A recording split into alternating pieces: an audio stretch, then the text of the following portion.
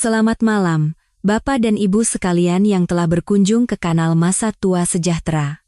Pernahkah Anda berpikir, betapa tipisnya batas antara sebuah kisah dongeng dengan mimpi buruk yang mengerikan?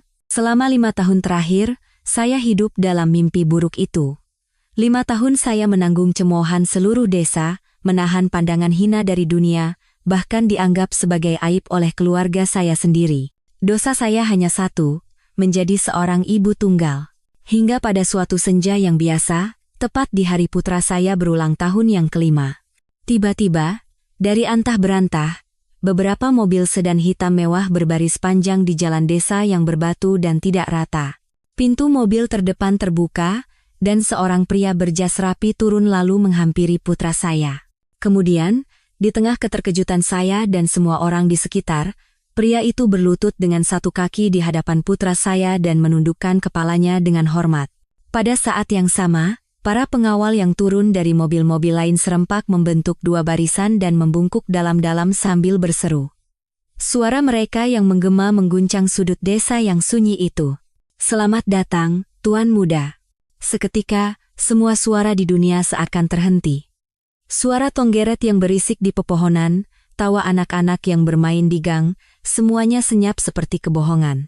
Saya hanya bisa berdiri mematung di tempat. Tangan saya yang memegang keranjang berisi kangkung yang baru saja saya petik dari kebun terasa seberat ribuan kilogram. Putra saya, Rian, juga memasang wajah bingung. Dengan mata bulatnya yang polos terbuka lebar, ia seolah bertanya sambil memandang bergantian pria yang berlutut di hadapannya dan saya. "Ibu, siapa orang-orang ini?" Para tetangga yang sedang memperhatikan kami, orang-orang yang biasanya melontarkan kata-kata paling kejam di belakang kami, semuanya berdiri terpaku. Mata mereka yang biasanya penuh dengan penghinaan dan rasa ingin tahu, kini hanya dipenuhi oleh keheranan dan ketidakpercayaan. Mereka hanya bisa memandang bergantian antara barisan sedan mewah, pria-pria berjas hitam yang tidak dikenal, dan putra saya Rian, yang bertelanjang kaki, kotor, dan berpakaian lusuh, anak yang selalu mereka sebut anak haram. Pria berjas itu, dengan tetap mempertahankan postur hormatnya, mengangkat kepala, dan menatap putra saya. Tatapannya mengandung emosi yang rumit dan tak terlukiskan oleh kata-kata, campuran antara kebahagiaan, haru, dan rasa bersalah. "Tuan Muda, akhirnya kami menemukan Anda," ucapnya dengan suara rendah, lembut, namun bergetar. Meskipun saya hanya berjarak beberapa langkah dari putra saya, rasanya seolah ada jurang tak terlihat yang dalam memisahkan kami, pikiran saya menjadi kosong. "Tuan Muda?" Memanggil putraku Tuan Muda? Sebenarnya apa yang sedang terjadi? Selama 5 tahun terakhir, saya telah berusaha mengubur masa lalu. Berusaha melupakan malam hujan yang menentukan itu, melupakan pria asing tampan dengan ingatan yang kosong. Saya terus meyakinkan diri bahwa selama kami berdua saling memiliki, kami bisa mengatasi segalanya. Demi menjaga ketenangan putra saya menerima semua cemoohan dunia dan stigma sebagai ibu tunggal.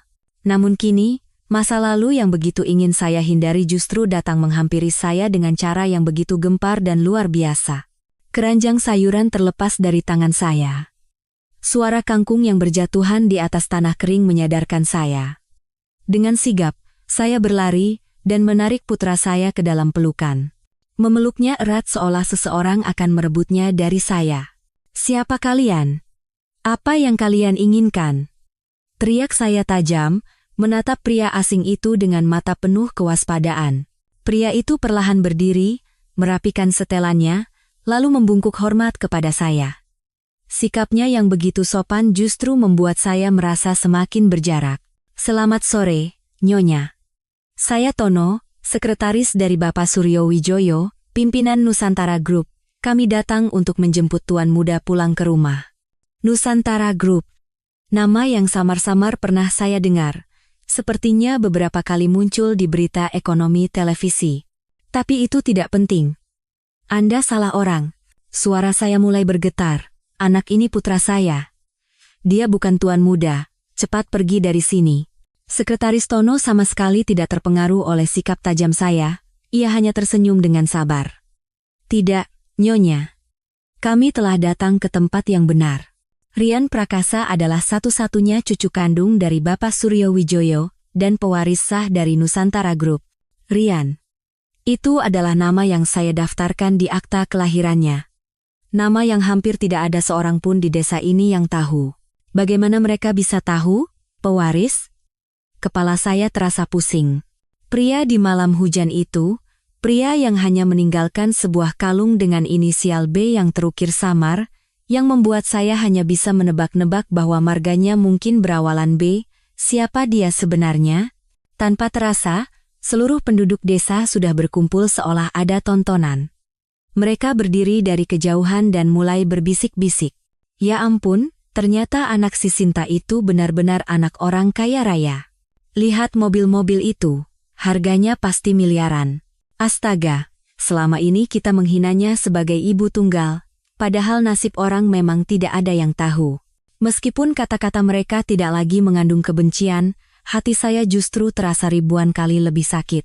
Di mata mereka, apakah martabat seseorang, kehormatan seorang ibu, bisa begitu mudahnya berubah di hadapan uang dan kekuasaan? Selama 5 tahun terakhir, saya telah melewati waktu yang seperti neraka di tengah-tengah kata-kata berbisa mereka. Sekarang, saya pikir mimpi buruk itu akan berakhir, tetapi sebuah pintu lain justru terbuka. Sebuah dunia baru yang sama sekali tidak saya kenal. Saya tidak bisa memprediksi apa yang menanti kami berdua di balik pintu itu. Bapak dan Ibu sekalian, saat itulah takdir kami berdua berubah total. Kebenaran mengejutkan yang terkubur dalam selama 5 tahun akan segera terungkap ke dunia. Siapakah sebenarnya pria di malam hujan itu? Mengapa ia menghilang? Dan akankah kehidupan kami selanjutnya menjadi dongeng yang bahagia, atau tragedi lain yang terperangkap dalam sangkar emas?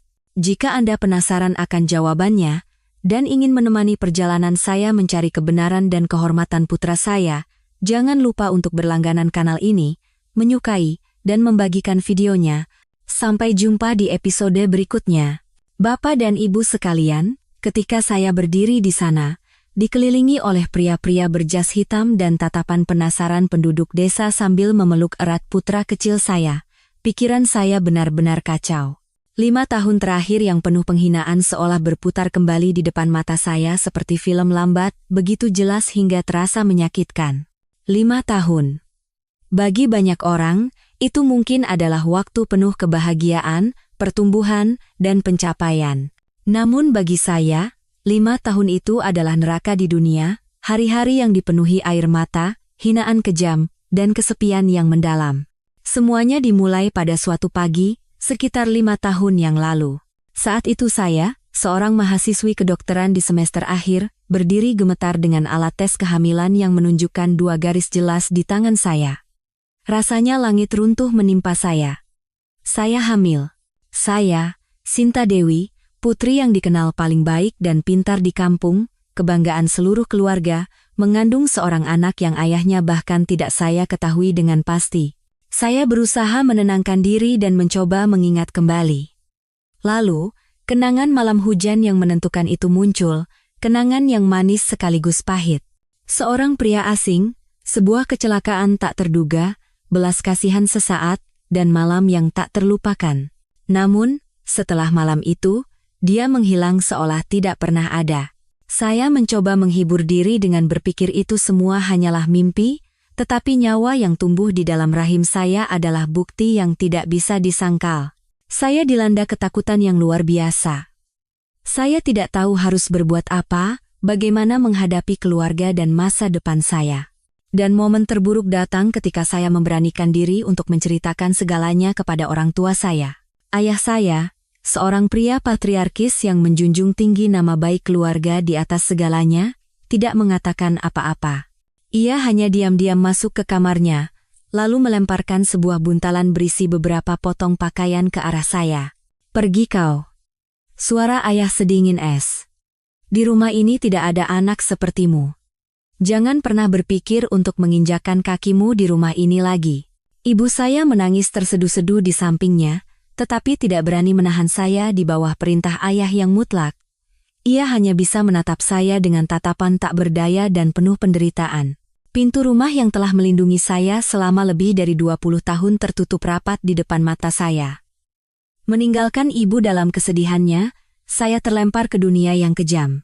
dibuang oleh keluarga dan dalam keadaan hamil, saya terpaksa melepaskan semester akhir kuliah kedokteran dan mimpi saya menjadi seorang dokter. Saya menyewa sebuah kamar kontrakan sempit dan kumuh di pinggiran desa dan memulai hidup sebagai seorang ibu tunggal tanpa nama. Sejak saat itu, saya mulai merasakan betapa kejamnya lidah manusia. Kabar bahwa Sinta hamil menyebar lebih cepat dari angin ke seluruh desa. Setiap kali saya keluar rumah, saya harus menahan tatapan sinis dan bisik-bisik di belakang saya. Lihat itu si Sinta. Dulu cantik dan pintar, ternyata kelakuannya seperti itu. Kira-kira dia main mata sama siapa ya? Sampai jadi begitu? Dasar, bikin malu keluarga saja. Ibu-ibu di desa yang dulu selalu memuji saya kini menjadi orang-orang yang melontarkan kata-kata paling jahat.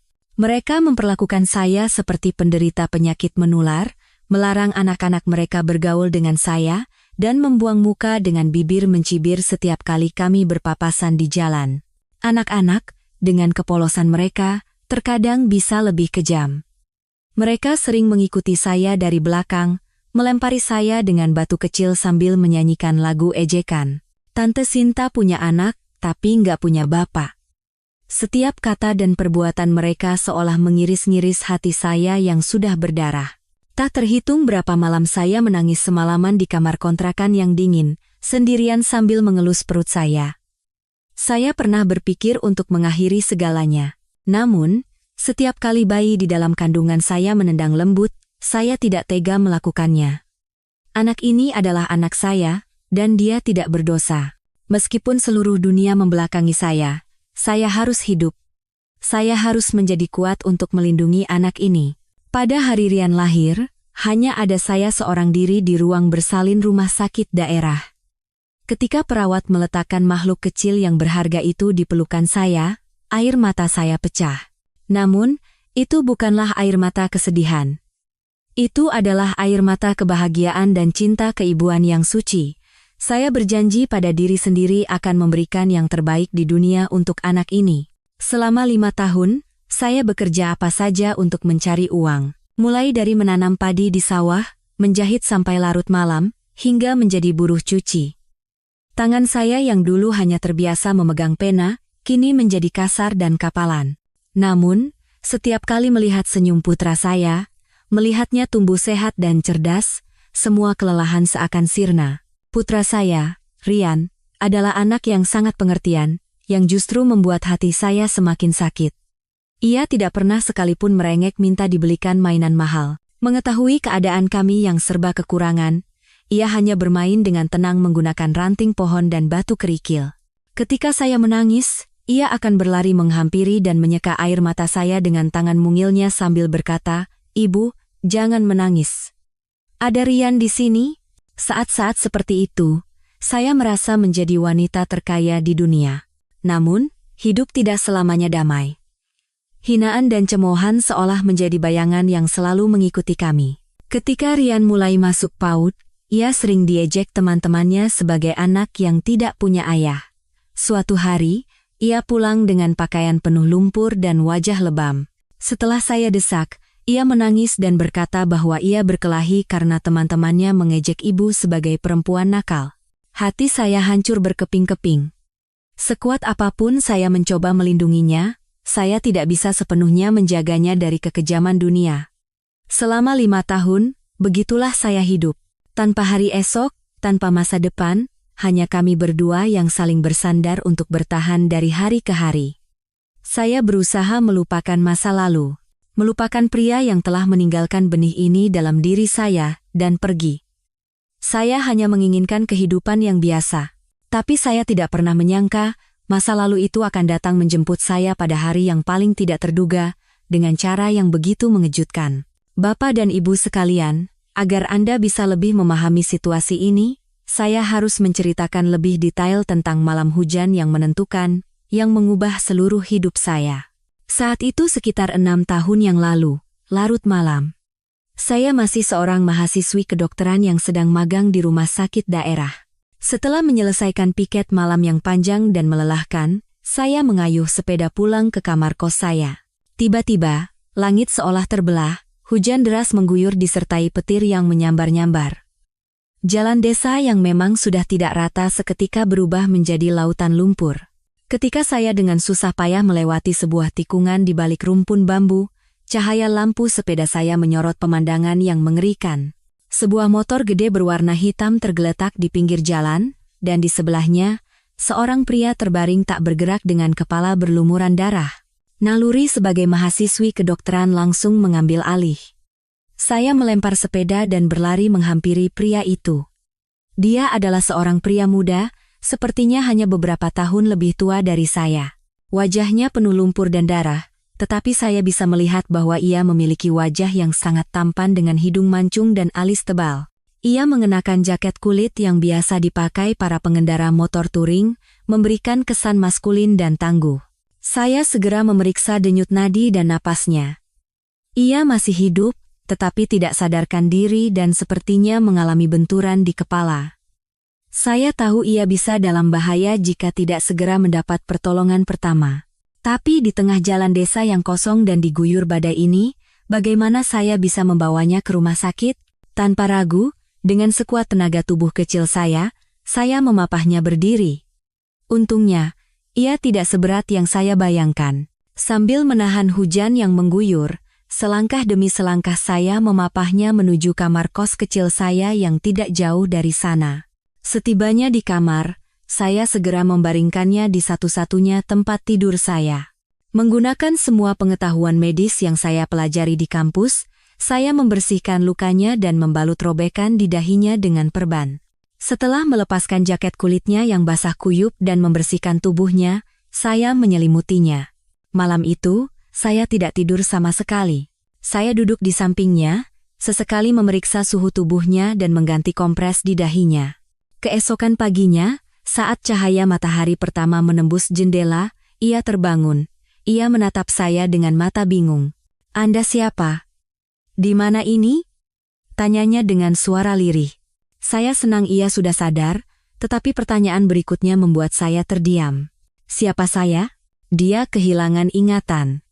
Sepertinya benturan akibat kecelakaan itu memengaruhi otaknya. Saya menjelaskan tentang kecelakaan itu dan bagaimana saya menolongnya. Ia mendengarkan dengan diam, tetapi tatapannya masih kosong. Ia tidak ingat apa-apa. Namanya, alamat rumahnya, bahkan mengapa ia berada di tempat ini, kartu identitasnya mungkin hilang saat kecelakaan. Satu-satunya barang miliknya yang tersisa adalah sebuah kalung perak dengan liontin berukir huruf B yang dibuat dengan sangat halus. Saya bertanya apakah namanya Bima atau Budi, tetapi ia hanya menggelengkan kepala. Selama beberapa hari berikutnya, ia tinggal di kamar kos saya untuk memulihkan diri. Saya sempat berpikir untuk melapor ke polisi, tetapi melihat wajahnya yang polos dan ketakutan, saya tidak tega. Saya memutuskan untuk memikirkannya lagi setelah kondisinya membaik. Saya memanggilnya Mas B, berdasarkan inisial di kalungnya, dan dia tidak menolak. Waktu itu, meskipun singkat, terasa anehnya jernih dan damai. Mas B adalah orang yang pendiam dan lembut, tetapi sangat hangat. Meskipun kehilangan ingatan, keterampilan hidupnya masih ada. Dia memperbaiki lampu kamar saya yang rusak dan mengencangkan kaki meja belajar saya yang goyang. Ia juga bisa memasak, meskipun hanya hidangan sederhana, rasanya benar-benar lezat. Kami memasak bersama, membersihkan kamar bersama, dan setiap malam berjalan-jalan menyusuri jalan desa. Ia bercerita tentang potongan-potongan mimpi yang melintas di kepalanya, dan saya bercerita tentang mimpi saya menjadi dokter dan kehidupan kuliah saya. Tanpa sadar, perasaan lembut mulai tumbuh di antara kami. Sebuah rasa senasib antara dua jiwa kesepian yang saling bersandar. Dan kemudian, datanglah malam yang menentukan itu. Malam itu juga turun hujan.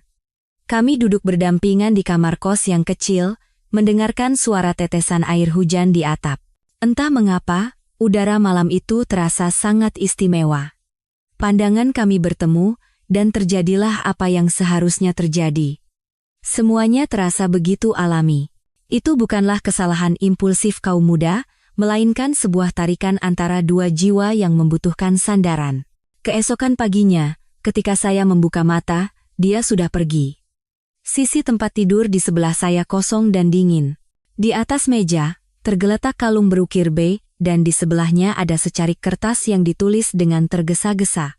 Aku harus pergi. Terima kasih.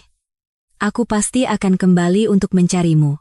Sama seperti kemunculannya yang tiba-tiba, ia menghilang sepenuhnya dari hidup saya. Saya mencoba mencarinya, tetapi tidak ada seorang pun yang melihatnya. Motornya juga ikut lenyap. Dia seperti hembusan angin dalam hidup saya, meninggalkan kehangatan dan kemanisan sesaat, dan tanpa saya sadari saat itu, meninggalkan satu nyawa di dalam rahim saya. Saya menyimpan kalung itu dalam-dalam, seperti kenang-kenangan dari sebuah mimpi yang tidak nyata.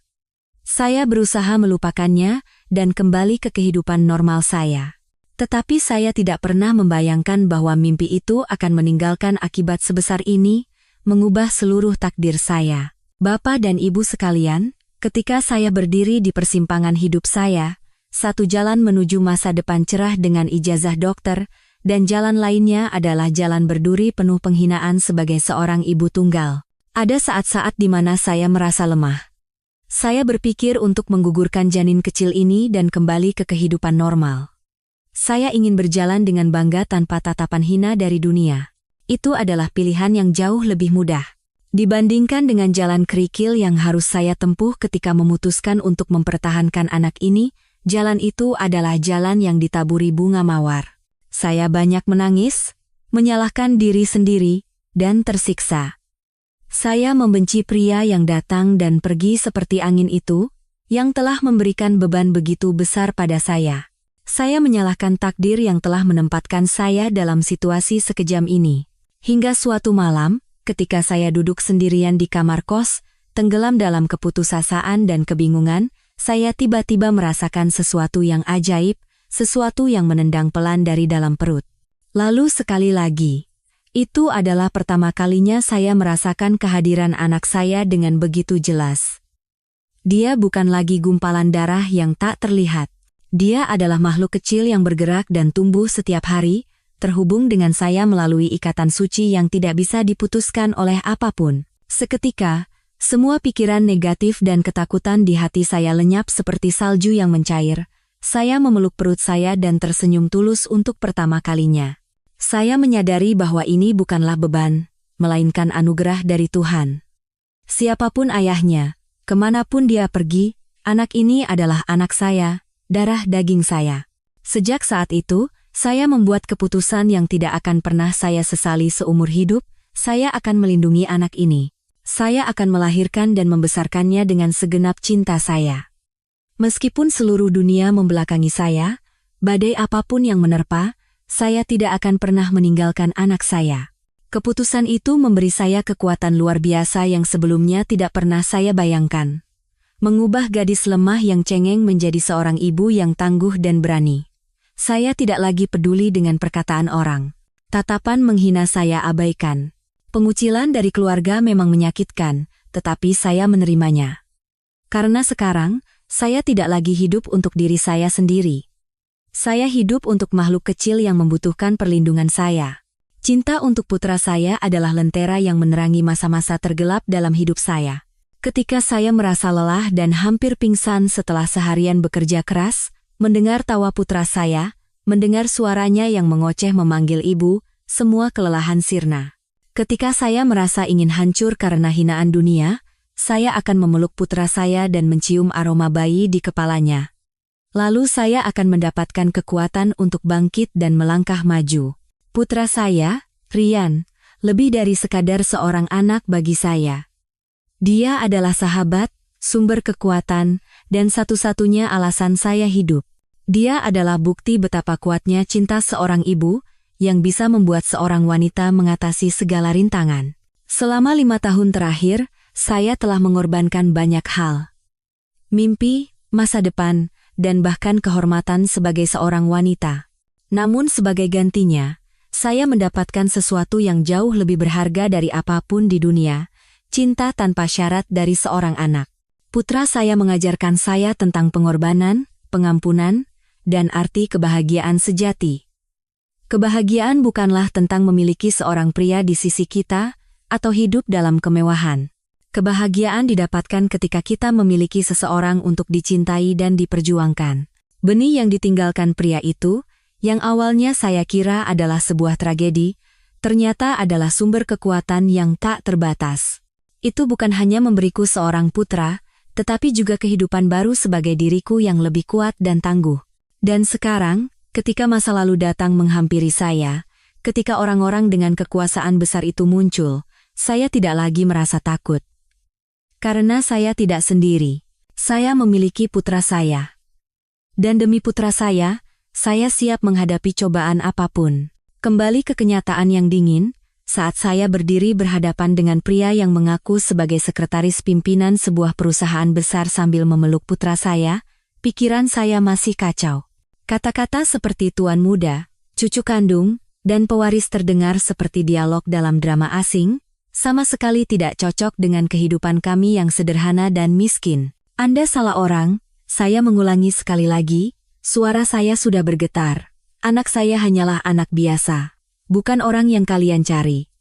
Tolong, pergilah, biarkan kami hidup tenang. Saya meraih tangan putra saya dan hendak masuk ke dalam rumah, menutup pintu rapat-rapat untuk lari dari kenyataan yang sulit dipercaya ini, tetapi pria bernama Tono itu selangkah lebih cepat. Dia tidak mendekat, menjaga jarak dengan hormat, tetapi suaranya yang jelas dan kuat menghentikan langkah saya. Nyonya Sinta Dewi, kami tidak salah. Kami telah mencari Nyonya dan Tuan Muda selama 5 tahun terakhir. Dan kami memiliki bukti yang tidak dapat disangkal. Bukti? Saya menatapnya dengan curiga.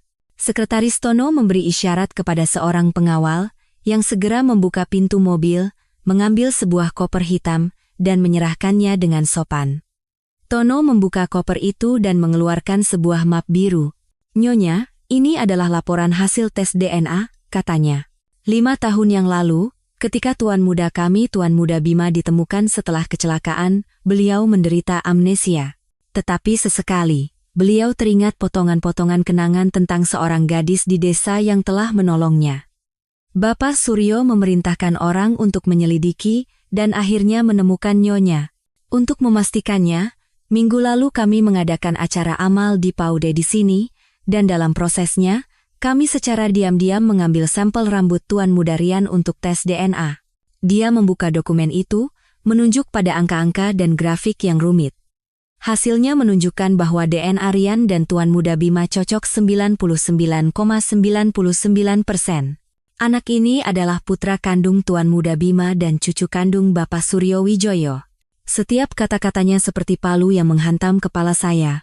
Tes DNA, catatan kelahiran, semuanya telah diselidiki dengan begitu teliti, hingga tidak ada celah bagi saya untuk menyangkal. Ternyata, sejak putra saya lahir, takdirnya telah ditentukan oleh orang-orang berkuasa yang tidak saya kenal. Lalu kenapa, saya berusaha agar suara saya tidak bergetar.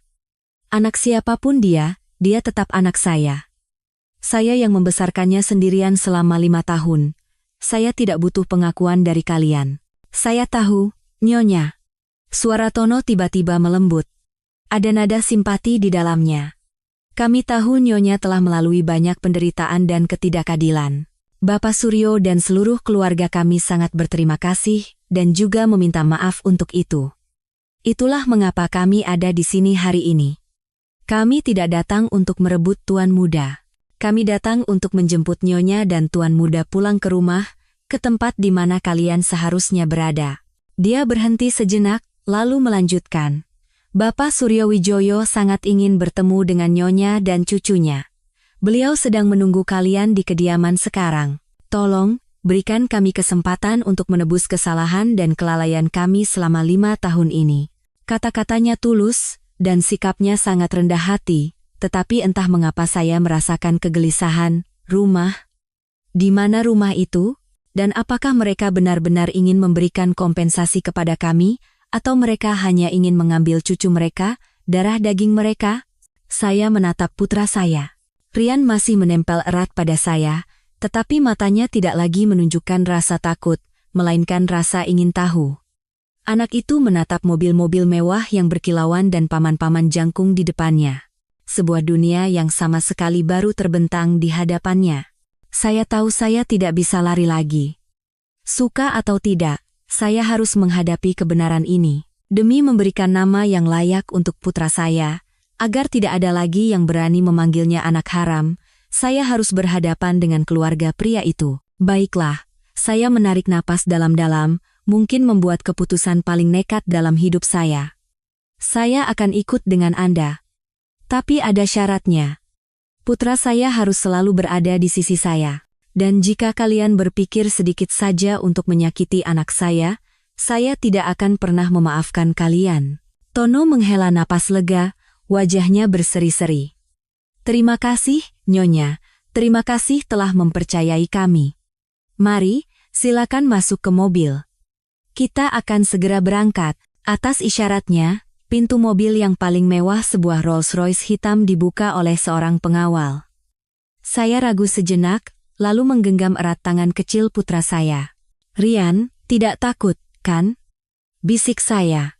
Putra saya menggelengkan kepala, matanya berbinar. Tidak, Bu. Kan ada ibu di samping Rian. Tidak takut sama sekali. Kata-kata putra saya memberi saya kekuatan. Sambil menggandeng tangannya, saya berjalan menuju mobil dengan kepala tegak. Di belakang kami, tatapan heran dan bisik-bisik seluruh penduduk desa mengiringi kami. Perjalanan menuju dunia asing, pertemuan yang tak terduga, telah resmi dimulai. Apa yang menanti kami di depan kebahagiaan atau tragedi lain saya tidak tahu. Tapi saya sudah siap. Bapak dan Ibu sekalian, saat saya membungkuk dan melangkah masuk ke dalam Rolls-Royce sambil menggenggam tangan putra saya, sebuah dunia yang sama sekali berbeda terbentang di hadapan saya. Pintu mobil yang berat tertutup dengan suara lembut klik. Suara itu seolah benar-benar memisahkan kami dari desa yang bising, berdebu, dan miskin di luar sana. Di dalam mobil, suasana begitu hening. Suara kokok ayam, gonggongan anjing, dan bisik-bisik orang telah lenyap, digantikan oleh suara mesin yang nyaris tak terdengar dan aroma samar kulit mewah yang memenuhi udara. Putra saya, Rian, yang seumur hidupnya baru pertama kali naik mobil apalagi semewah ini tidak bisa menyembunyikan rasa ingin tahu dan kegembiraannya. Ia membelalakan matanya, menyentuh jok kulit yang lembut, menempelkan pipinya ke kaca jendela yang dingin, dan menatap pemandangan desa yang familiar yang semakin menjauh. Saya memeluknya, tetapi hati saya dipenuhi pikiran yang rumit. Mobil melaju mulus di jalan raya. Sawah, ladang, dan rumah-rumah sederhana tertinggal di belakang saat kami menuju kota metropolitan yang gemerlap, tempat yang tidak pernah saya injak selama 5 tahun terakhir. Semakin lama, gedung-gedung pencakar langit mulai tampak, dan lampu-lampu neon yang berwarna-warni menerangi langit malam. Ini adalah dunia yang seharusnya menjadi tempat saya, dunia saya jika saya menjadi seorang dokter. Namun takdir telah membawa saya ke jalan yang berbeda, jalan yang jauh lebih gelap dan terjal. Dan sekarang, takdir itu menarik saya kembali. Bukan sebagai mahasiswi miskin, tetapi sebagai ibu dari tuan muda, pewaris sebuah keluarga konglomerat. Ironi yang begitu tajam ini membuat saya hanya bisa tersenyum pahit. Sekretaris Tono duduk di kursi depan, diam seolah tidak ingin mengganggu keheningan kami. Sesekali ia melirik Rian melalui kaca spion, dan tatapannya mengandung rasa sayang yang tak terlukiskan. Setelah sekitar 2 jam perjalanan, mobil memasuki sebuah kompleks perumahan mewah dan tenang di pinggiran Jakarta. Sejak gerbang masuk, penjaga keamanan berseragam berjaga dengan ketat. Mengenali mobil Tono, mereka segera membungkuk hormat dan membuka palang pintu. Di dalam kompleks, dunianya benar-benar berbeda.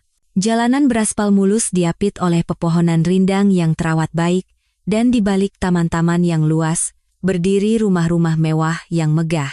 Meskipun gaya arsitekturnya berbeda-beda, semuanya seolah memamerkan kekayaan dan kekuasaan.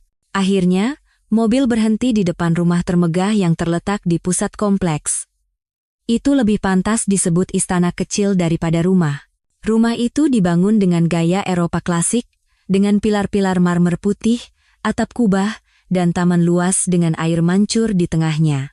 Begitu mobil berhenti, para pelayan berseragam sudah berbaris rapi dari pintu utama hingga tempat mobil berhenti, serempak membungkuk memberi hormat.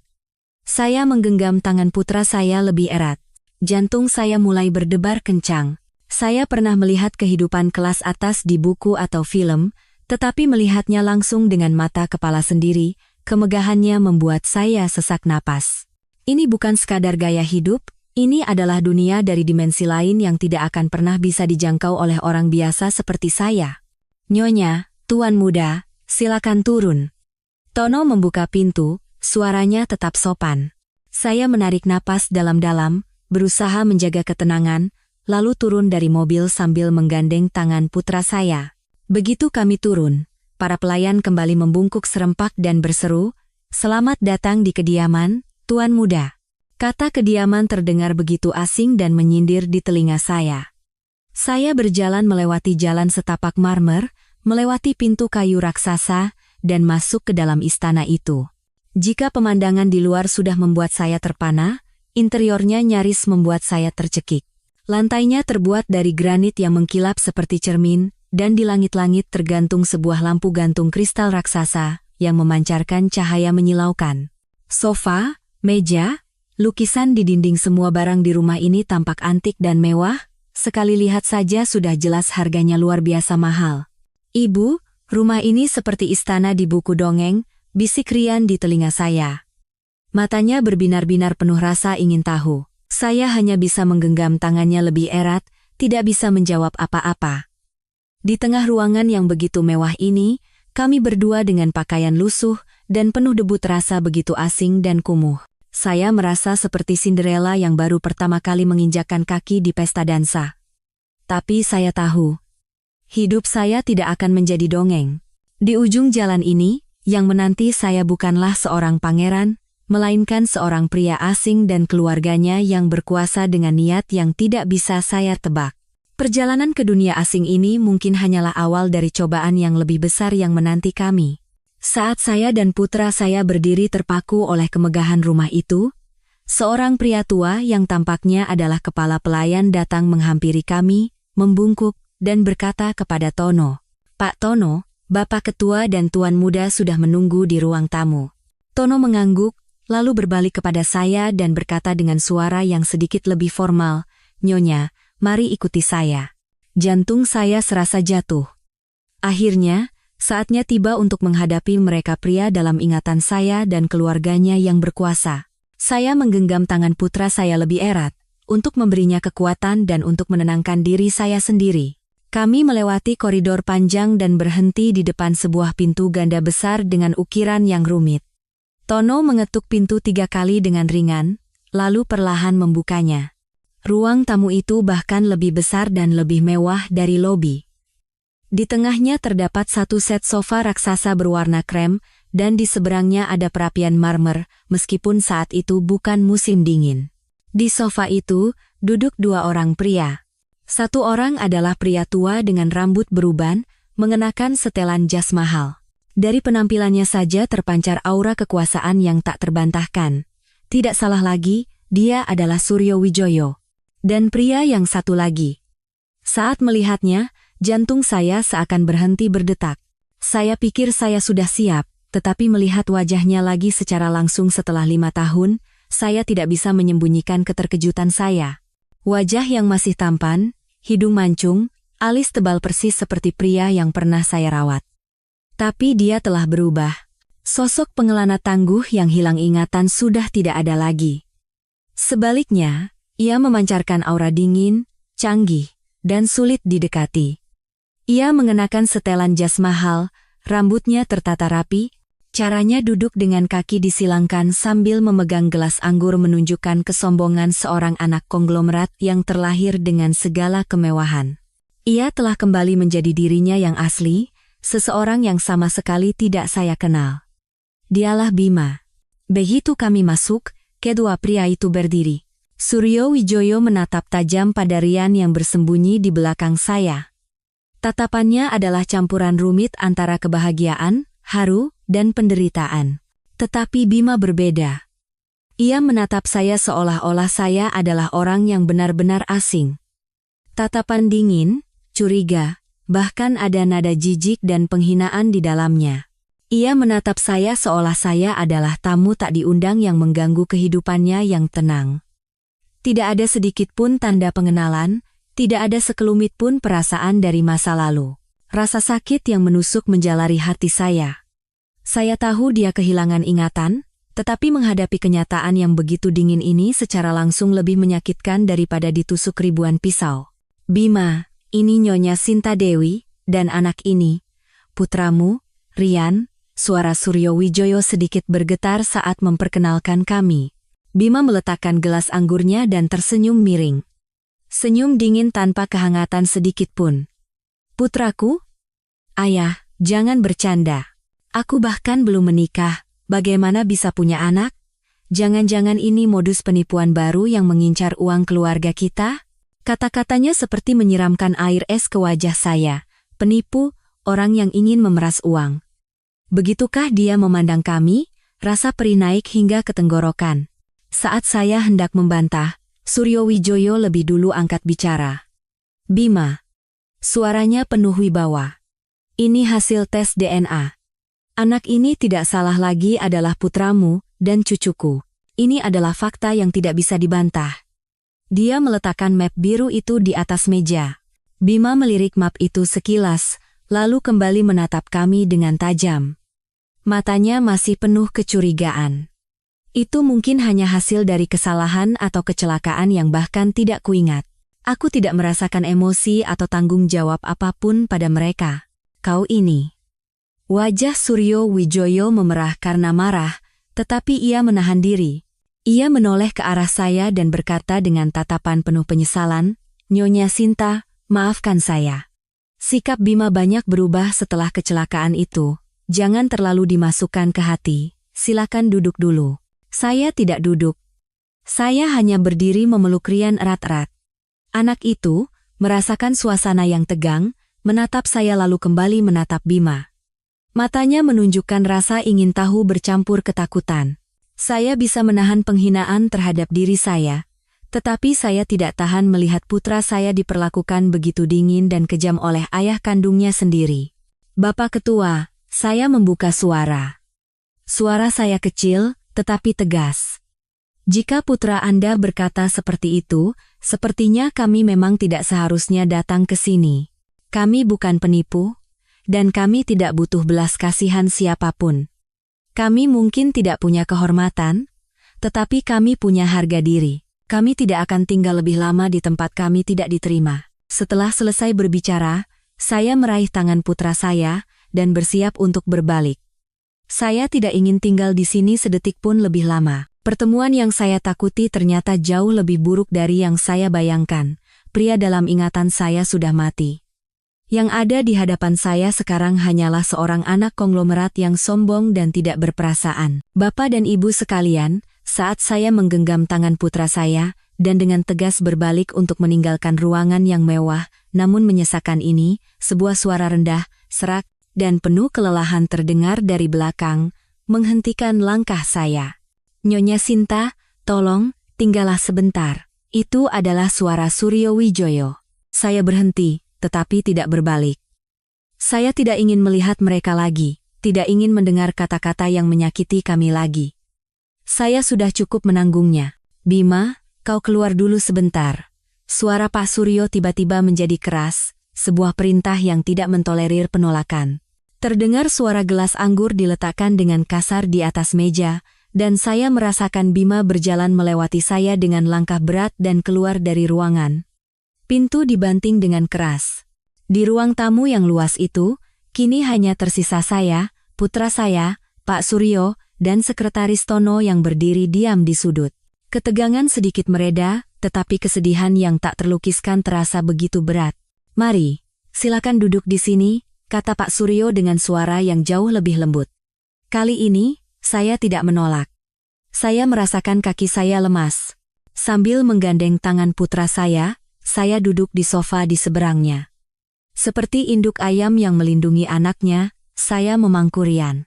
Pak Suryo tidak duduk di kursi kebesarannya yang berwibawa, melainkan di kursi dua orang di samping kami, memperpendek jarak.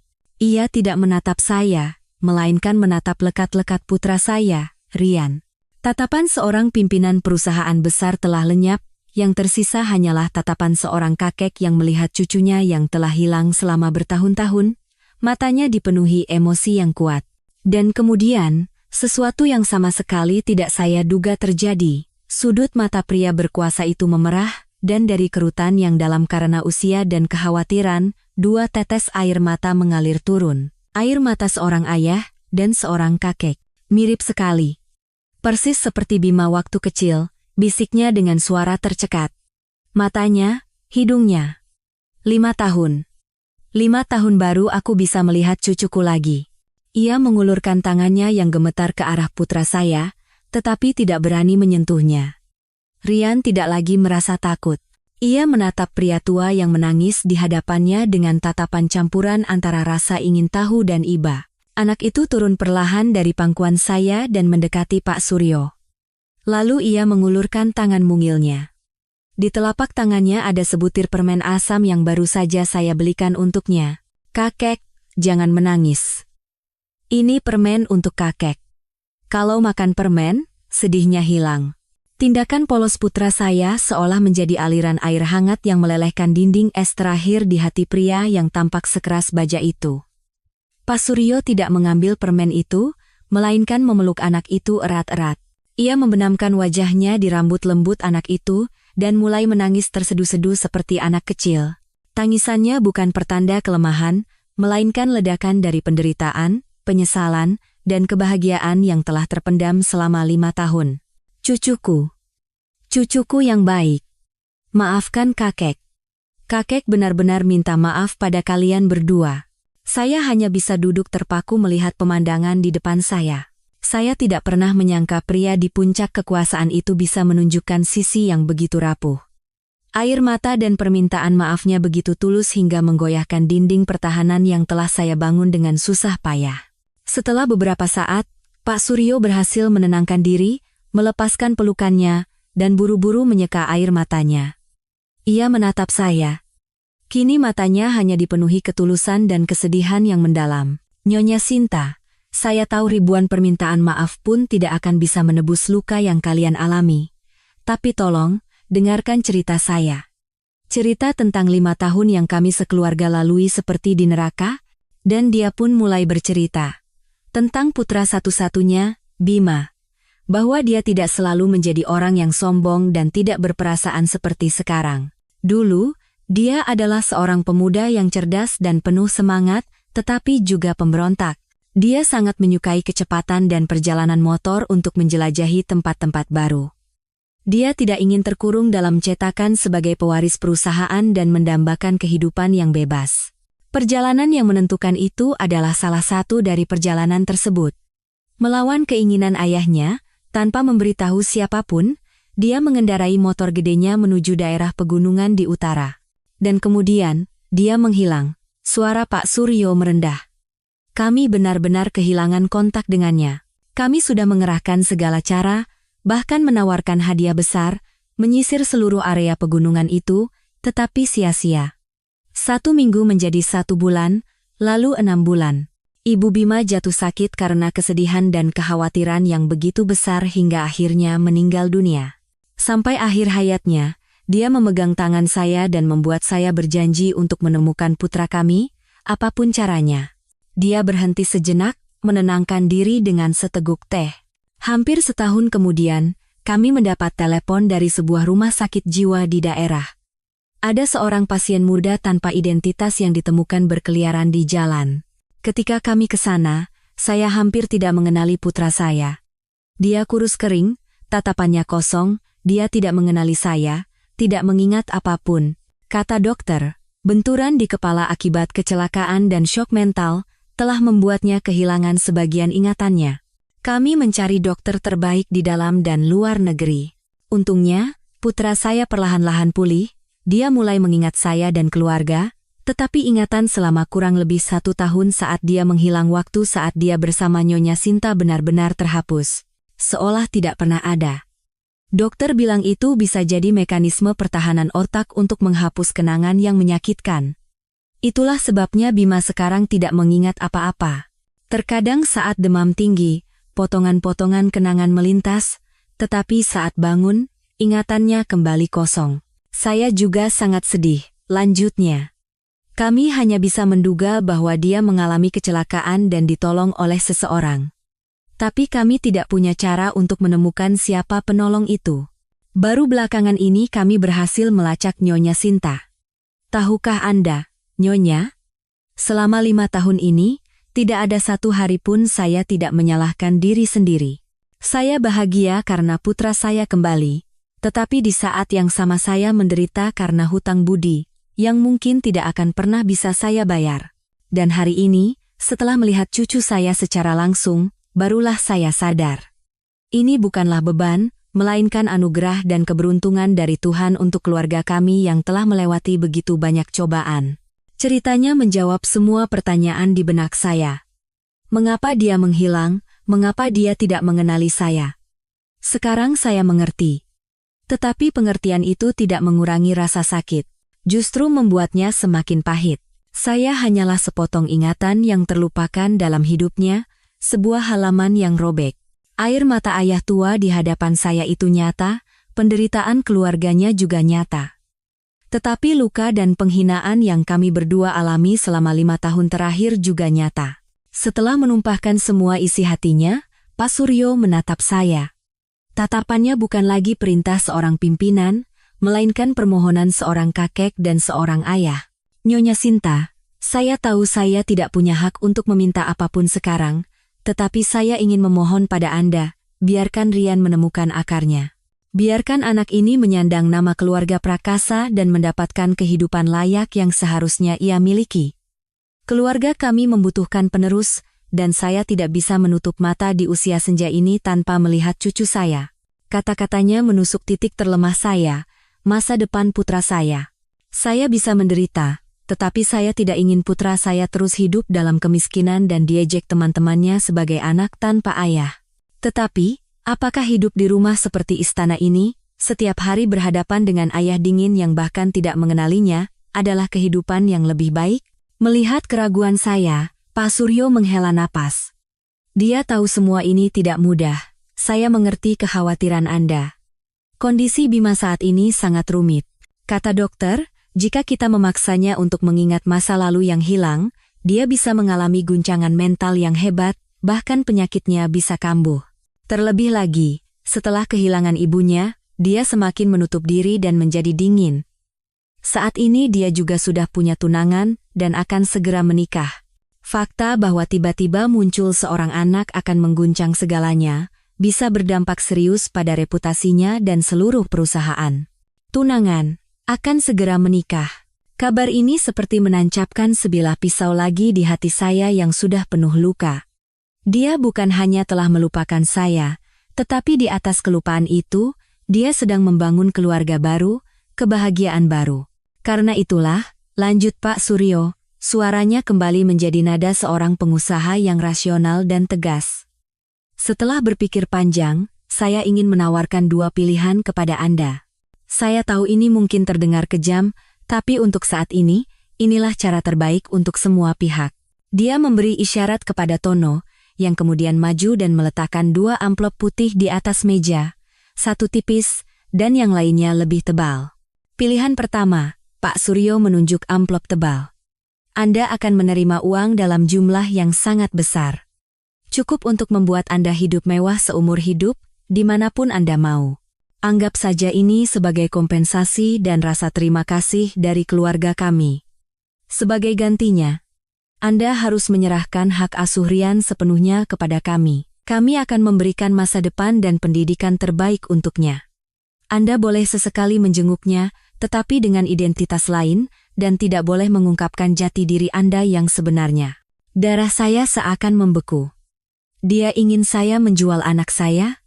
Hidup sambil melihat putra saya memanggil wanita lain dengan sebutan ibu? Kekejaman tawaran itu lebih mengerikan dari penghinaan yang dilontarkan Bima tadi. Dan pilihan kedua, dia menunjuk amplop tipis. Jika Anda tidak ingin berpisah dari anak Anda boleh tinggal di sini.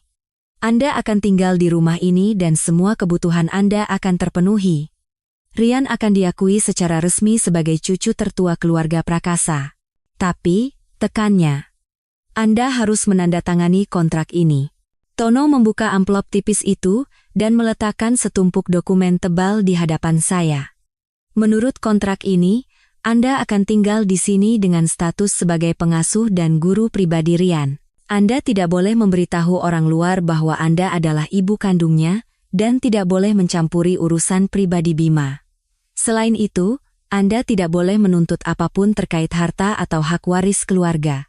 Anda hanya akan membesarkan anak ini di bawah pengawasan kami, seperti bayangan yang tak terlihat, sampai ia berusia 18 tahun. Semua ini demi menjaga nama baik keluarga dan kehidupan Bima saat ini. Saya menatap 2 amplop itu dan kontrak yang penuh dengan pasal-pasal kejam. Mulut saya terasa kering. Inikah kompensasi mereka? Satu adalah uang sebagai ganti anak saya, dan yang lainnya adalah kehidupan di sisi anak saya tetapi harus membuang semua kehormatan dan harga diri, hidup seperti tahanan dalam sangkar emas. Keduanya adalah jalan menuju neraka. Mereka tidak memberi saya pilihan. Mereka hanya memberikan ultimatum yang dibungkus dengan kata-kata seolah memberi anugerah. Saya menatap putra saya. Anak itu masih dengan polosnya memainkan permen di tangannya, sama sekali tidak menyadari bahwa nasibnya dan nasib ibunya sedang ditentukan oleh orang-orang asing ini. Amarah dan kemarahan memuncak. Selama 5 tahun ini, saya sudah cukup menanggungnya, cukup hidup dalam penghinaan. Saya tidak akan hidup seperti bayangan. Dan saya tidak akan menjual anak yang saya dapatkan dengan mengorbankan masa muda saya. Kekuatan yang berasal dari ikatan darah, cinta seorang ibu, bangkit lebih kuat dari sebelumnya. Bapak dan ibu sekalian, ketika saya duduk terpaku di sofa mewah itu, di hadapan saya terbentang 2 jalan yang pada dasarnya menuju neraka. Rasa tak berdaya yang luar biasa menyelimuti saya. Satu sisi adalah uang yang sangat banyak, tetapi saya harus melepaskan anak yang lebih saya cintai dari nyawa saya sendiri. Sisi lainnya adalah tetap berada di sisi anak saya, tetapi harus hidup sebagai bayangan tanpa nama, membuang semua kehormatan dan harga diri sebagai manusia. Mereka yang berkuasa itu begitu licik. Mereka menggunakan cinta keibuan saya untuk menyudutkan saya. Mereka yakin tidak ada ibu yang tega meninggalkan anaknya, dan pada akhirnya saya akan dengan patuh menerima peran pengasuh yang memalukan itu. Udara di ruang tamu terasa berat. Di seberang saya, mata Pak Suryo tidak lagi menunjukkan permohonan. Telah kembali menjadi tatapan rasional seorang negosiator yang dingin. Dia sedang menunggu jawaban saya, menunggu saya menyerah. Tepat pada saat itu, putra saya, Rian, seolah merasakan ketegangan yang menyesakkan, berhenti memainkan permennya. Ia menatap saya dengan mata besarnya yang jernih, lalu menatap Pak Suryo. Kepekaan seorang anak yang tumbuh dalam kesulitan membuatnya menyadari ada sesuatu yang salah. Ia menarik-narik lengan baju saya dengan lembut dan berbisik, "Ibu, kenapa menangis? Ibu tidak senang?" Saya terkejut dan menyentuh pipi saya. Tanpa sadar, air mata telah mengalir.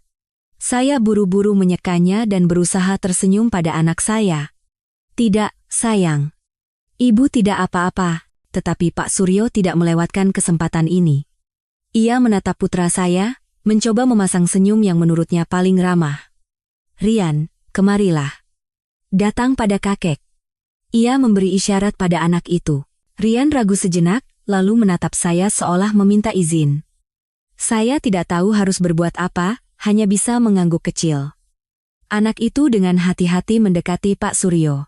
Pria itu mengangkatnya dan mendudukkannya di pangkuannya. "Cucuku, apakah kau suka di sini?" Tanyanya sambil menunjuk ke sekeliling ruangan yang mewah. "Di sini ada banyak mainan bagus, kau akan punya kamarmu sendiri, dan banyak orang yang akan menjagamu.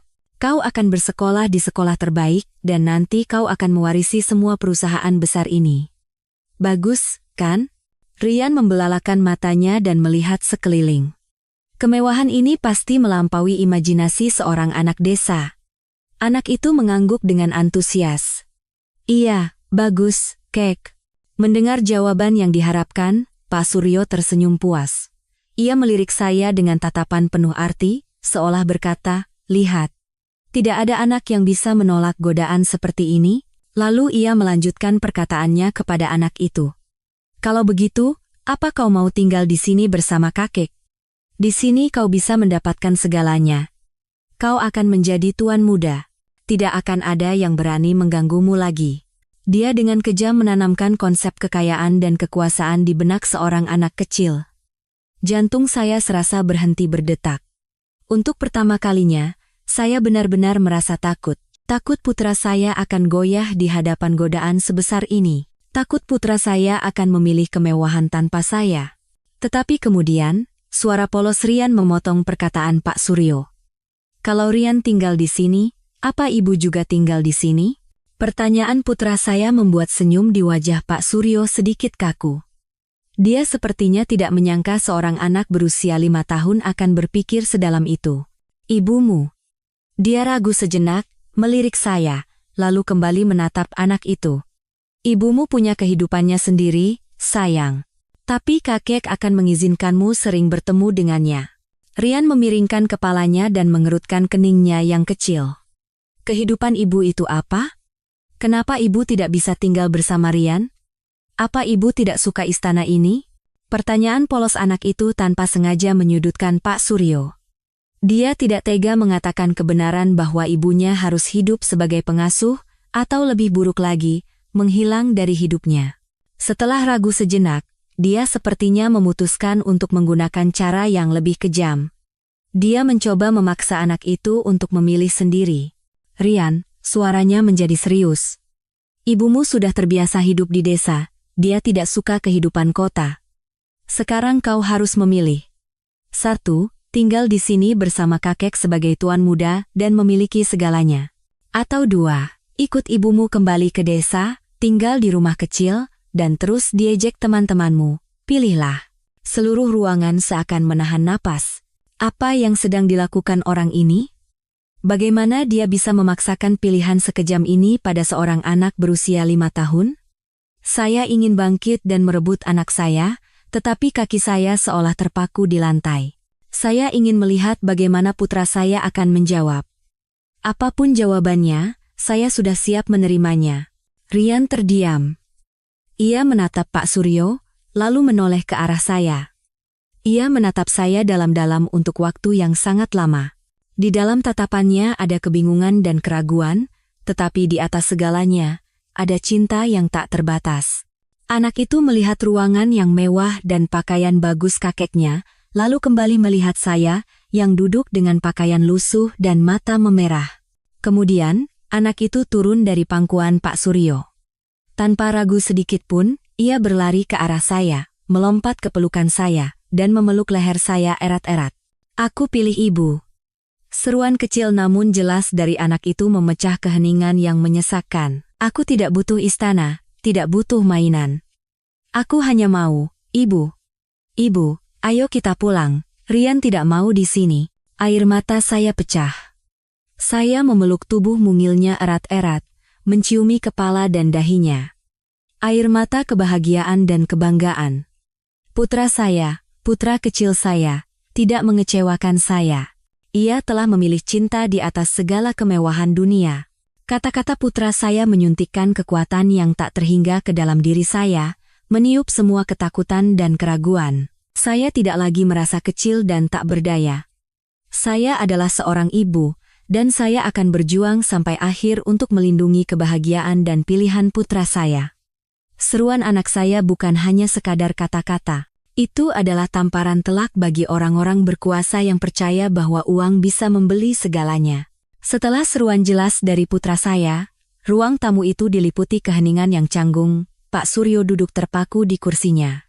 Di wajahnya yang berwibawa, terlintas rasa malu dan mungkin sedikit kekagetan. Seumur hidupnya, dia mungkin tidak pernah kalah dalam negosiasi apapun, tetapi hari ini dia kalah. Kalah di hadapan kepolosan dan cinta suci seorang anak berusia 5 tahun. Sekretaris Tono hanya menundukkan kepala, menghindari tatapan saya. Sambil memeluk putra saya merasakan kehangatan dan kekuatan yang mengalir dari tubuh mungilnya. Saya tidak lagi menangis. Saya mengangkat kepala dan menatap lurus ke mata Pak Suryo. Di mata saya tidak ada lagi rasa takut atau permohonan. Yang ada hanyalah ketegasan dan kepercayaan diri yang belum pernah saya rasakan sebelumnya. Bapak Ketua, Anda sudah mendengar jawaban putra saya, bukan? Saya membuka suara. Suara saya tenang tetapi sangat jelas. Dua pilihan yang Anda tawarkan, kami berdua tidak membutuhkannya. Pak Suryo sepertinya tersadar. Ia berdeham, mencoba mengembalikan wibawanya. Nyonya Sinta, jangan terlalu terburu-buru mengambil keputusan. Ini menyangkut masa depan anak Anda. Anda tidak bisa merusak seluruh hidupnya hanya karena emosi sesaat. Merusak? Saya tertawa dingin. Menurut Anda, hidup kaya raya, dilayani oleh para pelayan, tetapi harus terpisah dari ibu dan tidak diakui oleh ayah kandungnya adalah kehidupan yang baik? Tumbuh dengan berlimpah uang tetapi kekurangan cinta adalah masa depan yang cerah? Maaf, sepertinya pandangan saya dan Bapak tentang kebahagiaan sangat berbeda. Saya berdiri sambil memeluk putra saya. Selama 5 tahun terakhir, kami memang hidup miskin. Benar. Kami harus menahan cemoohan dan penghinaan orang, itu juga benar. Tetapi putra saya tidak pernah sekalipun kekurangan cinta. Saya mungkin tidak bisa membelikannya mainan mahal atau menyekolahkannya di sekolah internasional, tetapi saya telah memberikannya sesuatu yang tidak akan pernah bisa dibeli dengan uang. Seorang ibu yang selalu ada untuknya, yang mencintainya tanpa syarat. Dan bagi saya, itulah yang terpenting. Saya menatapnya lurus dan menekankan suara saya. Saya datang ke sini hari ini bukan untuk menuntut uang atau materi. Saya hanya ingin mendapatkan kembali satu hal untuk putra saya, sebuah nama. Nama? Pak Suryo mengerutkan kening. Ya, sebuah nama, saya menegaskan. Selama 5 tahun, putra saya harus hidup dengan sebutan anak haram. Dia harus menahan ejekan dan perundungan dari teman-temannya, hanya karena tidak punya ayah. Saya tidak mau putra saya hidup dalam penghinaan seperti itu lagi. Anda mungkin tidak membutuhkannya, ayahnya mungkin tidak mengakuinya, tetapi kalian tidak punya hak untuk merampas akarnya. Saya menarik napas dalam-dalam dan membuat keputusan akhir saya. Keputusan yang tidak ada dalam skenario mereka manapun, saya tidak akan menerima sepeser pun uang dari Anda. Saya juga tidak akan tinggal di sini sebagai bayangan. Saya akan terus membesarkan putra saya dengan kekuatan saya sendiri, seperti selama 5 tahun ini. Tetapi, saya berhenti sejenak, menatap matanya lekat-lekat. Saya punya satu tuntutan. Keluarga Prakasa harus mengakui Rian secara resmi sebagai keturunan keluarga. Namanya harus dimasukkan ke dalam silsilah keluarga, dan Anda harus mengadakan acara, tidak perlu terlalu megah tetapi resmi, di hadapan kerabat dan relasi untuk mengumumkan statusnya. Agar ke depannya, tidak ada lagi yang berani menatap putra saya dengan pandangan menghina atau memanggilnya anak haram. Jika Anda memenuhi tuntutan ini, saya tidak akan pernah mengganggu kehidupan keluarga Anda lagi. Saya dan putra saya akan hidup dengan cara kami sendiri, tetapi jika Anda tidak setuju, saya tersenyum menantang. Sepertinya saya harus meminta bantuan hukum dan media. Saya yakin cerita tentang satu-satunya cucu Nusantara Group yang ditelantarkan oleh keluarganya sendiri akan menjadi berita yang sangat menarik bagi mereka. Kata-kata saya seperti bom yang meledak di ruang tamu yang sunyi itu. Pak Suryo tampak tercengang. Dia mungkin belum pernah seumur hidupnya disudutkan seperti ini, apalagi oleh seorang wanita muda dari desa. Tuntutan saya, meskipun tidak meminta uang, justru menusuk langsung ke jantung hal yang paling mereka hargai, nama baik dan kehormatan keluarga. Mengakui Rian secara terbuka berarti mengakui bahwa Bima memiliki anak di luar nikah. Ini adalah skandal yang bisa merusak citra perusahaan dan pernikahannya yang akan datang. Tetapi jika menolak, ancaman saya untuk membeberkan semuanya ke publik jauh lebih menakutkan. Saya bukan lagi gadis desa yang naif dan penakut. 5 tahun tempaan hidup telah memberi saya tekad sekeras baja dan ketegasan yang dingin. Saya telah belajar memanfaatkan kelemahan lawan dan menjadikannya senjata. Saya tahu, saya telah menyudutkan mereka ke jalan buntu di mana langkah apapun yang mereka ambil akan merugikan.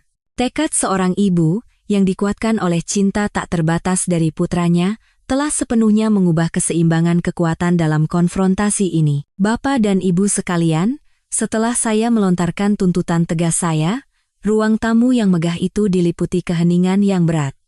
Wajah Pak Suryo menjadi gelap saat ia tenggelam dalam pikirannya. Dia sedang menimbang-nimbang antara nama baik keluarga dan risiko skandal media yang bisa menghancurkan segalanya. Saya tahu saya telah menyudutkannya.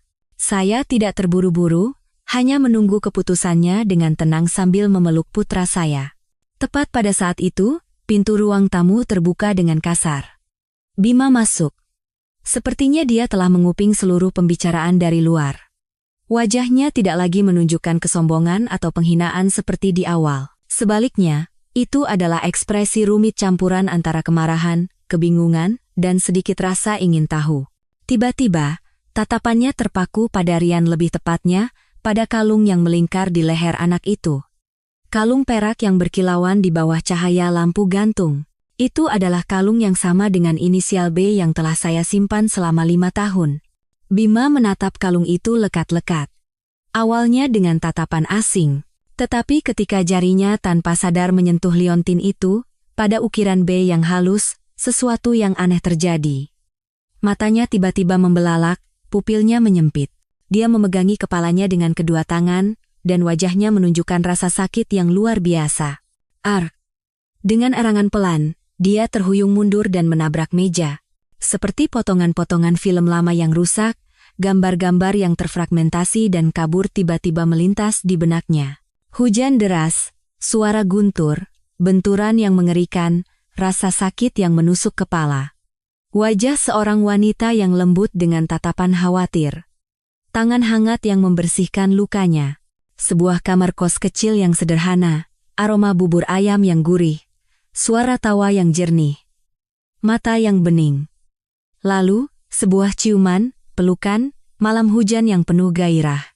Potongan-potongan ingatan yang hancur berkeping-keping dan dikira telah terhapus sepenuhnya, tiba-tiba hidup kembali dan menyerang otaknya dengan ganas. Ia gemetar hebat sambil memegangi kepalanya, keringat dingin membasahi dahinya.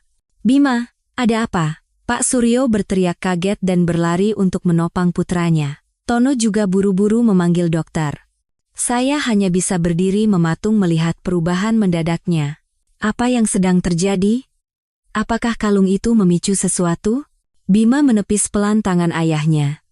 Dia tidak lagi berteriak, hanya terengah-engah. Perlahan, ia mengangkat kepalanya dan menatap saya. Kali ini, tatapannya tidak lagi dingin atau asing, ada kebingungan, keterkejutan, dan di lubuk hatinya, secercah cahaya pengenalan yang samar.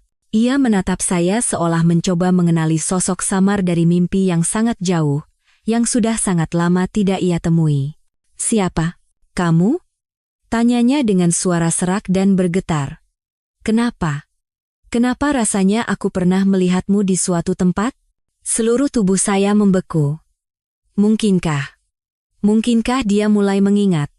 Mengingat malam yang menentukan itu, mengingat waktu singkat yang kami habiskan bersama, sebuah kejadian yang sama sekali tak terduga, secercah harapan, muncul di saat yang paling tidak saya harapkan. Pertarungan ini kini mulai berbelok ke arah yang sama sekali berbeda, ke skenario yang bahkan saya sendiri tidak bisa prediksi. Setelah sakit kepala hebat hari itu, Bima dirawat oleh dokter pribadinya dan diberi obat penenang. Dia tidak lagi menunjukkan reaksi keras, tetapi menjadi sangat pendiam.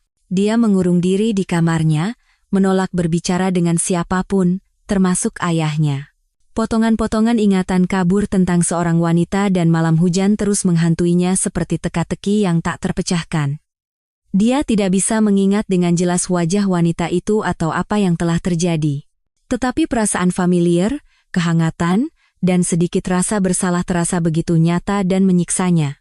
Sementara itu, setelah kejadian tak terduga itu, Pak Suryo meminta kami untuk tinggal sementara di kediamannya.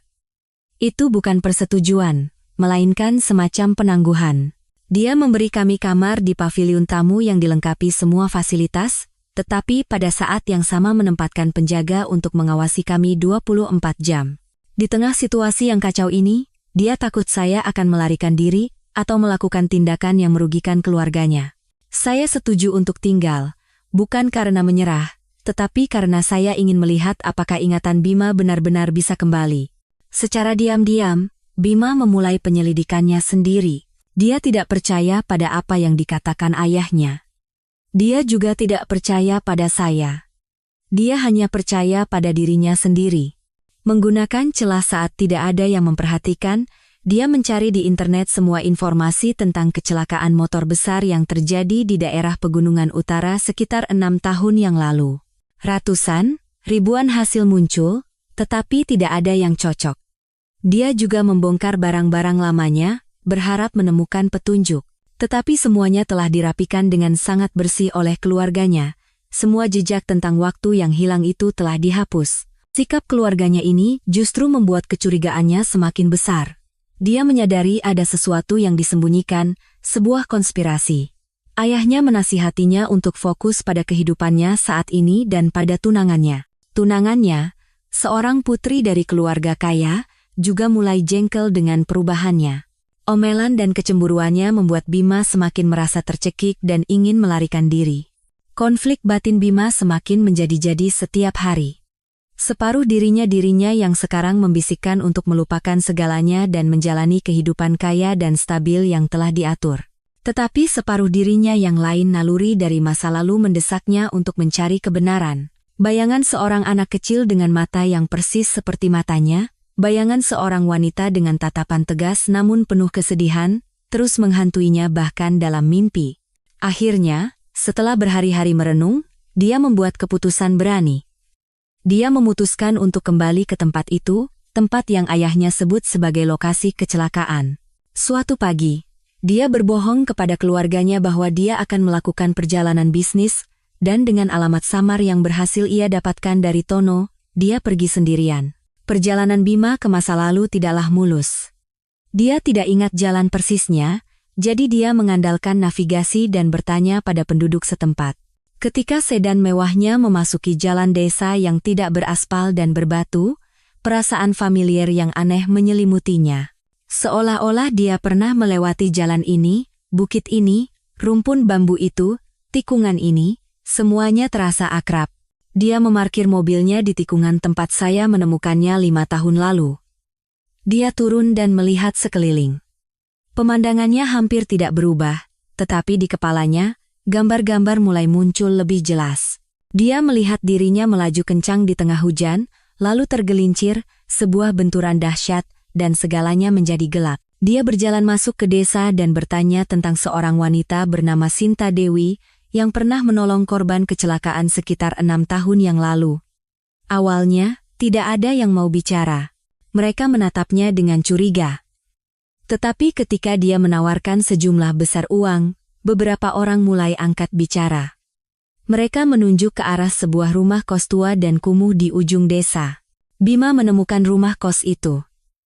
Pintu kayu lapuknya berderit saat dibuka, seolah sudah lama ditinggalkan. Dia mendorong pintu dan masuk. Di dalam, semuanya tertutup debu tebal dan sarang laba-laba. Tetapi ketika tatapannya jatuh pada tempat tidur tua di sudut ruangan, sakit kepala hebat kembali menyerangnya. Malam hujan, suara tetesan air, seorang wanita yang membaca buku di bawah cahaya lampu redup. Senyum lembutnya saat dia mengangkat kepala dan menatapnya. Bubur ayam hangat yang dia buatkan untuknya. Dan air matanya. Sinta. Tanpa sadar dia menggumamkan nama itu. Benar. Itu dia. Wanita dalam ingatannya adalah wanita dengan tatapan tegas yang ia temui di rumahnya.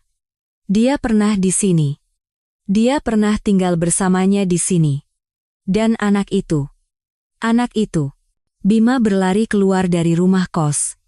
Dia harus bertemu dengan saya. Dia harus menanyakan segalanya. Dia harus tahu apa yang sebenarnya terjadi di antara mereka. Konflik batinnya akan segera berakhir. Dia memilih untuk menghadapi kebenaran, meskipun itu akan menghancurkan kehidupannya saat ini. Bapak dan Ibu sekalian, sementara Bima mencari masa lalunya, kesabaran saya di rumah mewah itu juga telah mencapai batasnya. Hampir seminggu berlalu sejak saya mengajukan tuntutan saya. Pak Suryo, yang terguncang oleh perubahan sikap putranya, hanya diam. Dia tidak menyetujui, juga tidak menolak, hanya menahan kami dalam ketidakpastian. Saya tahu dia sedang menunggu perubahan Bima, atau mungkin mencari cara lain untuk menghadapi saya. Tetapi saya tidak bisa menunggu selamanya. Saya tidak bisa hidup selamanya di dalam sangkar emas ini, di mana bahkan bernapas pun terasa diawasi.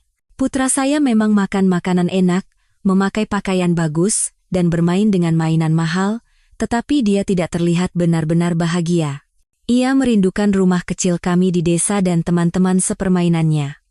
Anak itu membutuhkan kehidupan yang normal, bukan kehidupan seorang tuan muda yang terkurung.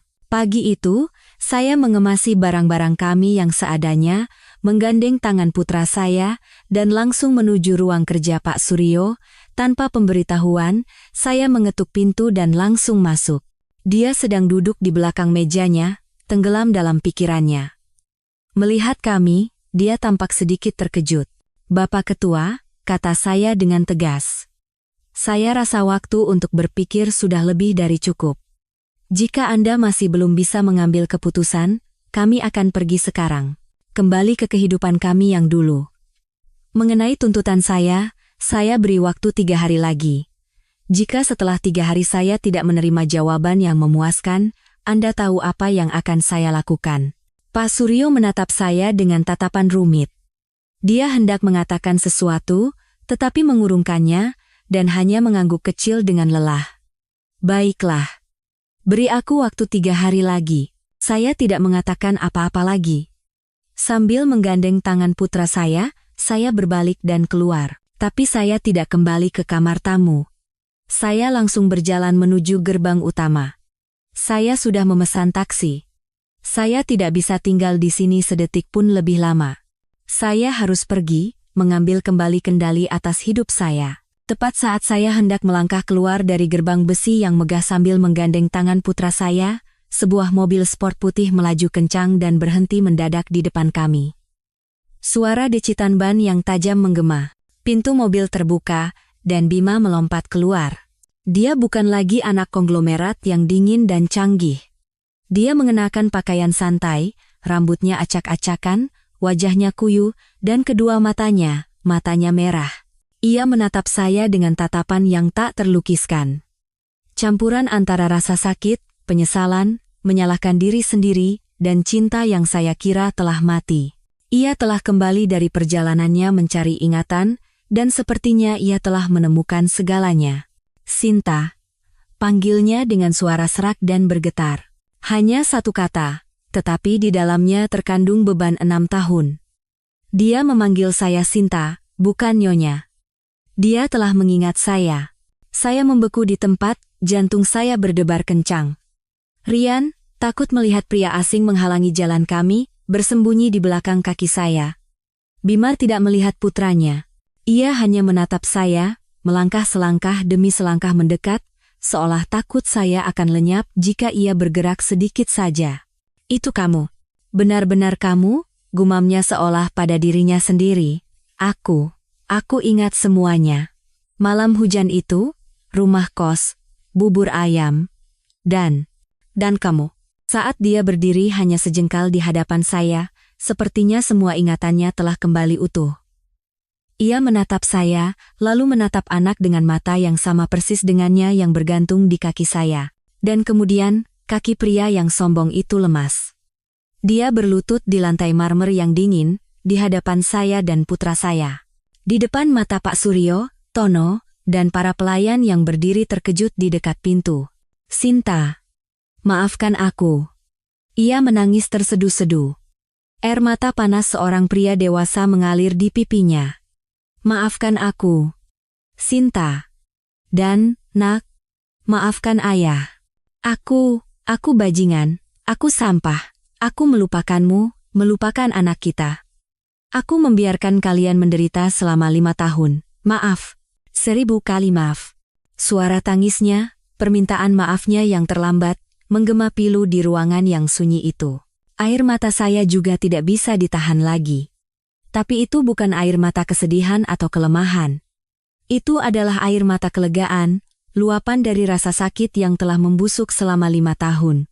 Saya pernah membencinya, mengutuknya, tetapi melihatnya berlutut dan menangis seperti anak kecil, semua kebencian di hati saya luluh. Saya menyadari, dia juga korban dari takdir dan ingatan yang dicuri. Rian, melihatnya menangis, tampak bingung. Anak itu melepaskan tangan saya dan dengan hati-hati mendekati Bima. Lalu, dengan tangan mungilnya, ia dengan kikuk menyeka air mata yang mengalir di wajahnya. "Paman, jangan menangis," kata anak itu. Kata ibu, laki-laki tidak boleh menangis. Tindakan anaknya menjadi sebilah pisau lagi di jantung Bima yang berdarah. Ia mengangkat kepalanya dan menatap putranya, yang untuk pertama kalinya benar-benar ia akui keberadaannya. Ia mengulurkan tangannya yang gemetar untuk memeluk anak itu, tetapi tidak berani. "Anakku," isaknya. Saya mendekati anak saya dan berjongkok. "Rian, dia bukan paman," suara saya tercekat. "Dia ayahmu." Rian membelalakan matanya. "Ayah?" Anak itu menatap saya, lalu kembali menatap Bima. Kata ayah, kata yang tak terhitung kali ia dengar dari teman-temannya, untuk pertama kalinya terhubung dengan sosok nyata. Bima tidak bisa lagi menahan emosinya. Ia menarik kami berdua ke dalam pelukannya. Memeluk kami erat-erat seolah ingin mengisi semua kekosongan selama ini. "Sinta, jangan pergi. Jangan tinggalkan aku lagi. Tolong, beri aku kesempatan. Kesempatan untuk memperbaiki semuanya, kesempatan untuk menjadi seorang ayah dan seorang suami. Aku mohon." Di dalam pelukannya yang akrab namun asing itu, saya mendengar detak jantungnya yang kencang dan permohonannya yang putus asa. Hati saya bimbang. Bisakah saya memaafkannya? Bisakah kami memulai lagi? Segalanya tidak akan semudah itu. Setelah semua yang terjadi, setelah 5 tahun air mata dan penghinaan, bisakah kami kembali seperti dulu? Bisakah permintaan maaf yang terlambat ini menyembuhkan hati yang telah terkoyak oleh begitu banyak luka? Setelah pertemuan penuh air mata itu, saya tidak jadi pergi. Bukan karena saya langsung memaafkannya, tetapi karena saya butuh waktu. Waktu untuk menata dan menghadapi perasaan rumit di hati saya. Dan juga, saya perlu melihat apakah penyesalan Bima itu tulus atau hanya emosi sesaat. Pak Suryo, yang menyaksikan semuanya, tidak lagi mengajukan tuntutan apapun, dia diam-diam membiarkan kami tinggal, memberikan kami ruang pribadi yang mutlak. Selama beberapa hari berikutnya, Bima membuktikan perubahannya melalui tindakan. Ia membatalkan pertunangannya, mengabaikan tentangan keluarga tunangannya dan dampak pada bisnisnya. Ia mendedikasikan seluruh waktunya untuk kami. Bukan mencoba menebus dengan uang atau materi, tetapi dengan ketulusan. Dia belajar menjadi seorang ayah. Berjam-jam dengan sabar bermain balok dengan putranya, mengajarinya bermain sepak bola, dan membacakan buku dongeng dengan suara canggung. Dia juga belajar menjadi seorang suami. Dia masuk ke dapur dan memasak makanan kesukaan saya. Terkadang terlalu asin, terkadang hambar, tetapi saya bisa melihat usahanya. Dia menceritakan segalanya kepada saya. Kehidupannya selama 5 tahun terakhir, kekosongan jiwanya, dan perasaan bahwa selalu ada bagian penting dari hidupnya yang hilang. Ketika bertemu saya lagi, barulah ia merasa menemukan kepingan yang hilang itu. Dia tidak mendesak saya untuk segera memaafkannya. Dia hanya berkata akan menunggu. 5 tahun, 10 tahun, bahkan seumur hidup, sampai saya benar-benar membuka hati. Kesabaran dan ketulusannya perlahan-lahan meluluhkan hati saya yang sekeras batu. Dan yang terpenting adalah putra saya. Rian tidak mau lepas dari ayahnya.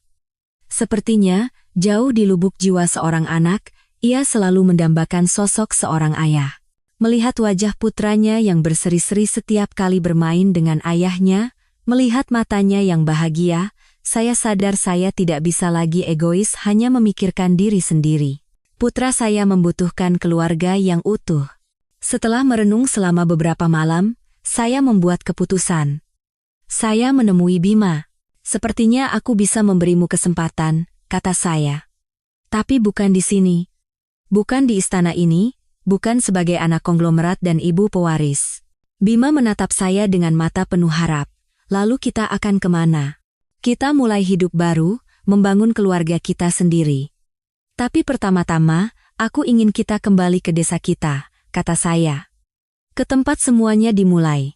Bukan sebagai Bima Prakasa, pewaris konglomerat, dan Sinta Dewi, gadis desa. Tapi sebagai satu keluarga biasa. Apa kau bisa?" Tanpa ragu sedikit pun, Bima mengangguk. Matanya berbinar. "Dimanapun, selama ada kau dan anak kita di sisiku, disitulah rumahku." Dan kami pun kembali. Meninggalkan rumah megah, meninggalkan perhitungan rumit dunia kelas atas. Bima melepaskan jabatannya sebagai wakil direktur perusahaan. Dia hanya menyisakan sedikit saham, cukup untuk hidup nyaman tanpa terlalu mewah, dan kami menikah. Bukan pernikahan mewah dengan ribuan tamu, melainkan pernikahan kecil dan sederhana di bawah pohon mangga di halaman rumah lama saya. Tamunya hanya ibu saya yang datang jauh-jauh dari kota, Pak Suryo, dan seluruh tetangga desa. Mereka yang pernah mencemooh dan menghina saya, kini datang dengan senyum restu dan mungkin penyesalan. Di pernikahan itu, di hadapan semua orang, Bima kembali berlutut dan menyematkan cincin di jari saya. Dengan suara tercekat, dia berkata, "Sinta, terima kasih telah menyelamatkanku di masa lalu, dan terima kasih telah menyelamatkan hidupku sekali lagi sekarang, aku mencintaimu." Saya menangis. Air mata kebahagiaan yang tak terkira. Setelah berputar jauh, melewati segala badai dan penghinaan, saya akhirnya menemukan kebahagiaan di tempat semuanya dimulai. Kisah saya dimulai seperti sebuah tragedi, tetapi berakhir seperti sebuah dongeng. Dongeng tanpa pangeran atau putri, melainkan dongeng tentang seorang pria yang tahu cara menebus kesalahan, seorang wanita yang kuat, dan cinta yang teruji oleh waktu dan kesulitan. Ini adalah bukti kekuatan cinta seorang ibu, dan keyakinan bahwa setelah hujan, tanah akan menjadi lebih kuat, dan fajar pasti akan datang bagi mereka yang pantas mendapatkannya. Saya yakin, apapun yang akan terjadi di masa depan, suami saya, Bima, akan selalu ada untuk melindungi kami. Selamat malam, Bapak dan Ibu sekalian yang telah menemani kisah hidup Sinta Dewi hingga halaman terakhir bersama kanal Masa Tua Sejahtera.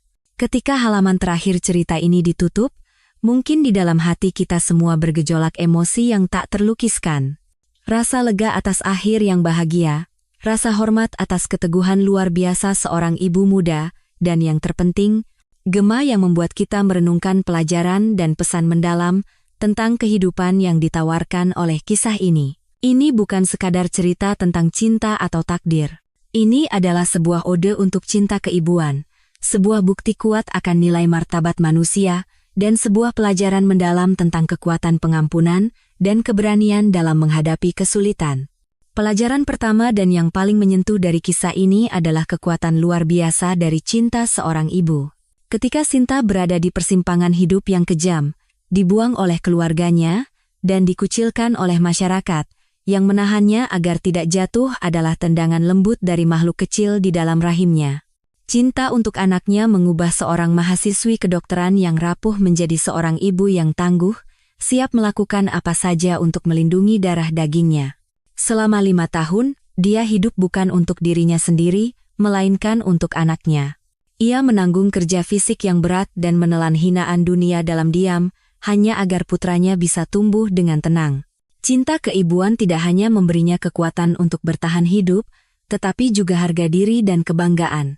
Ketika keluarga Prakasa mencoba menindasnya dengan uang dan kekuasaan, ia bisa saja memilih kehidupan nyaman untuk dirinya sendiri, tetapi ia memilih untuk melawan. Bukan untuk dirinya sendiri, tetapi untuk merebut kembali nama putranya, agar putranya tidak perlu menundukkan kepala di hadapan siapapun karena label anak haram.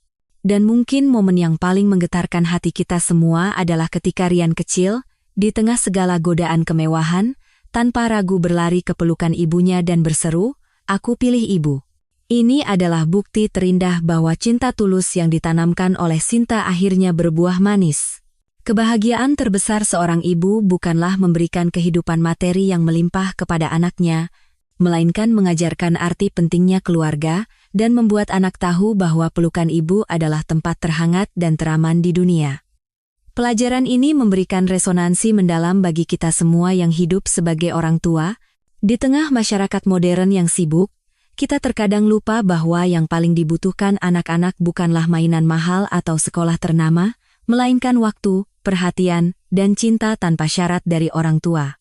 Luangkanlah waktu untuk anak-anak Anda, dengarkan cerita mereka. Biarkan mereka tahu bahwa meskipun seluruh dunia membelakangi mereka, keluarga akan selalu menjadi tempat berlindung yang paling damai.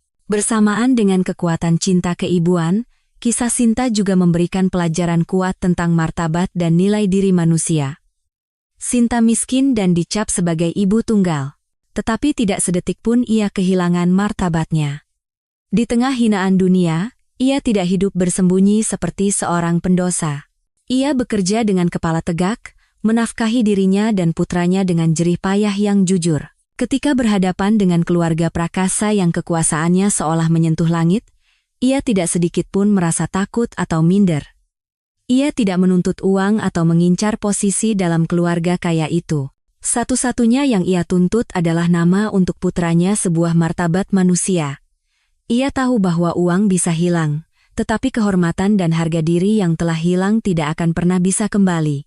Sikap penduduk desa juga menjadi cermin pahit tentang bagaimana masyarakat kita terkadang memperlakukan kaum yang lemah.